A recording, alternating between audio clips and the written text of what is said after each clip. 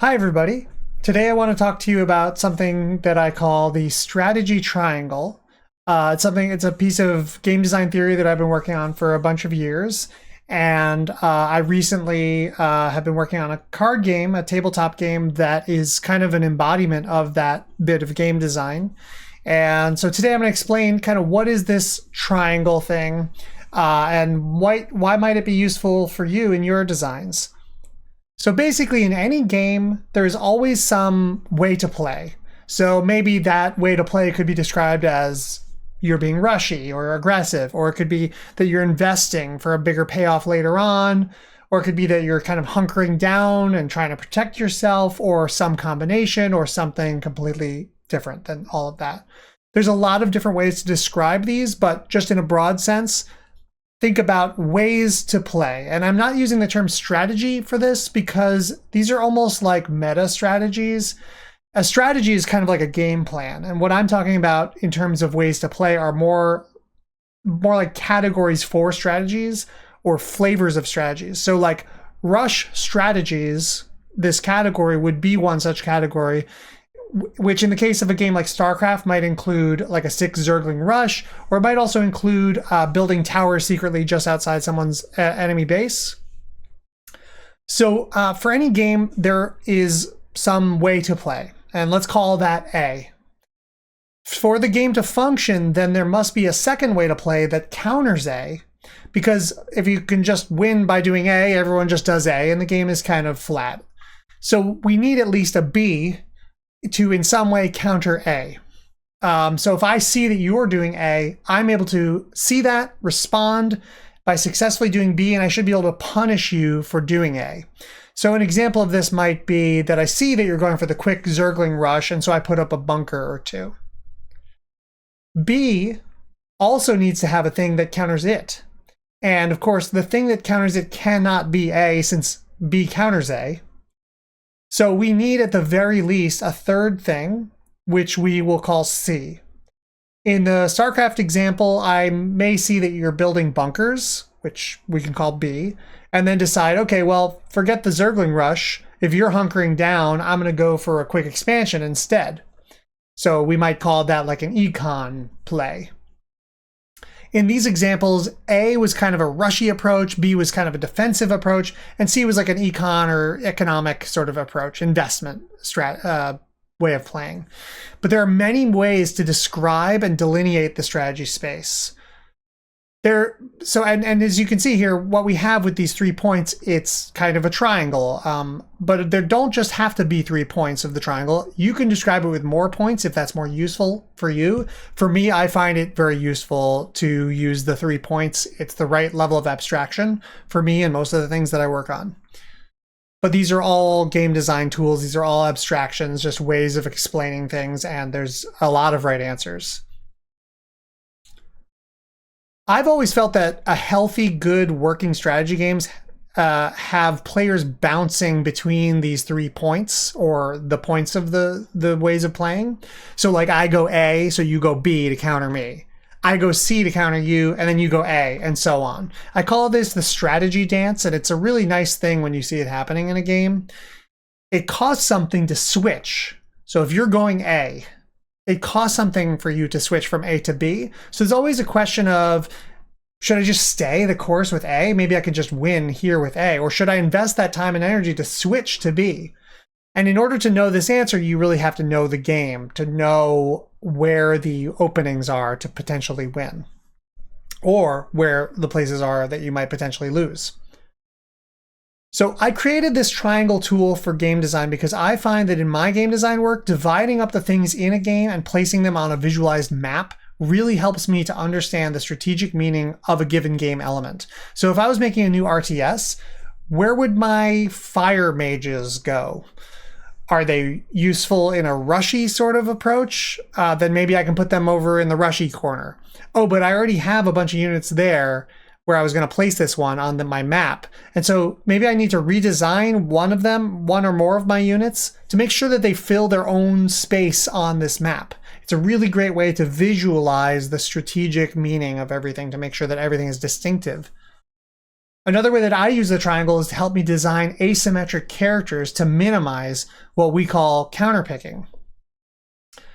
Asymmetric characters often have properties which can lead them to sort of be a counter to or get countered by the presence of another character. This effect is present to at least some degree in any game that has these kinds of characters. And this is because wherever you put something, anything on the triangle map, and everything can be expressed as being on a point on the triangle map for any game, there's going to be something that sort of counters that position to some extent. Now, thinking along the lines of the triangle, there is an exception to this rule that anything, wherever you put something, it can be countered by something else. And the only exception to that is if you put something on the direct center of the triangle. This is usually difficult to actually achieve in practice, because any specifics that you add to the character are going to start tilting them in some direction. But also, it's not really desirable to even do this because such a character that was actually like right in the middle would typically lack identity. You want your characters to be distinctive from each other. That's the whole point of asymmetric characters. So what I do, this is something that is kind of like a halfway there answer that has worked really well for me, including in Spellstorm, and that's to make every character good at 2 of the 3 points of the triangle. So in other words, put them somewhere along the sides. So if you have a triangle, right, you might think to put a character at a point, but putting them around the middle between 2 points is a good idea. And also a little bit toward the center, meaning that even if the point that they're most distant from, they can still do that thing. So for example, if you have a character that's good at A and B, they can still do C, but they're just not as good at it. So what does this mean? This means that every character is good at some pair of letters A, B, and C. So some characters are good at A and B. Some characters are good at B and C. Some characters are good at C and A. Now, what this means is that no matter what your A-B character does, my B-C character always has something they can do to respond. If you go A, I can go B, which is a counter to A. If you go B, I can, at the very least, also go B and not be getting countered.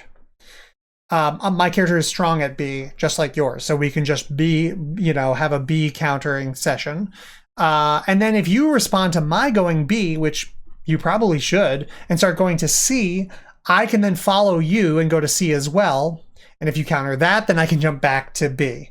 So, like I said, all characters should also be able to do all the things. So even though I'm a BC character, I still should be able to pivot to A and counter you. It's a countering effect. So even if I'm not that great at A, it still is a counter.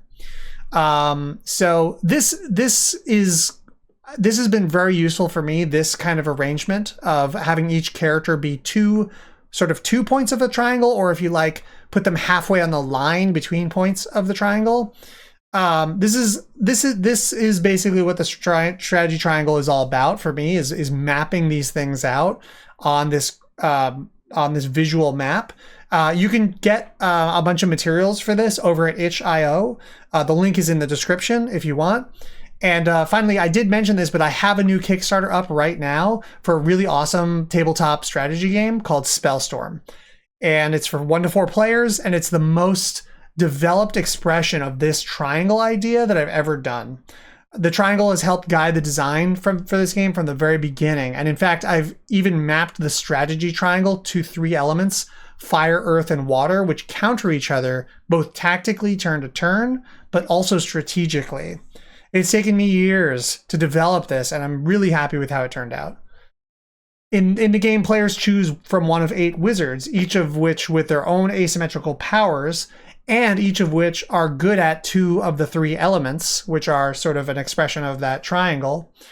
You can win either by reducing your opponent's health to 0 or by collecting 8 storm shards, which are kind of like victory points. The fire cards, which we could call A, mostly deal damage, and they're trying to close the game out soon by defeating the opponent. The water cards kind of counter those, and they're good at surviving and winning late game. They have a bunch of healing, and they're good at getting you storm shards, which takes a long time. You cannot really rush that, but over time, if the game goes long, the water player should win. And then there's earth cards, which don't do very much right now. They're like the investment cards. They're the econ cards. They make you stronger later, letting you pivot when you see a window into either fire or water. So anyway, that's the triangle, the strategy triangle, and then that's Spellstorm. Spellstorm is on Kickstarter right now, so please check it out and spread the word on Reddit, Discord, social media, wherever you hang out. And also you can check out the strategy triangle, which is on itch.io. It's free. It's just a little PDF. And I hope that this is useful for you. Thank you so much for watching. Have a good one.